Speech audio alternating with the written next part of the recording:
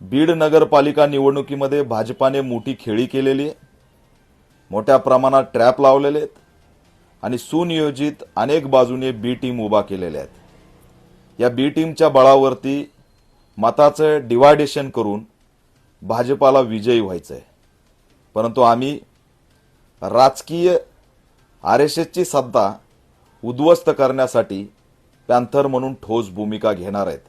या 2 दिवसात आमची निर्णायक भूमिका जाहीर होईल आणि कोणत्याही परिस्थितीत आरएसएस आणि भाजपाला आम्ही बीडमध्ये सत्तेत येऊ देणार नाहीत। त्या दिशेने आम्ही वाटचाल करणार आहोत। बीडच्या मतदारांना मी आव्हान करतोय की जे चित्र दिसतंय तसं चित्र नाही। कोणत्याही बाजूने तुम्ही विचार केला तर भाजपालाच असणारं पोषक वातावरण आहे। त्याच्यामुळे हे पोषक वातावरण होण्यासाठी भाजपाने अनेक बी टीम स्वतःच्या मैदानात उतरवलेल्या आहेत। त्यांच्यापासून सावध राहण्यासाठी आम्ही असणारं निर्णायक भूमिका लवकरच जाहीर करणार आहे। पॅन्थर म्हणून आमची भूमिका आणखी जाहीर झालेली नाही। येणाऱ्या 2 या 3 दिवसामध्ये पॅन्थरची भूमिका बीडमध्ये जाहीर होईल असं सुद्धा आव्हान करतो।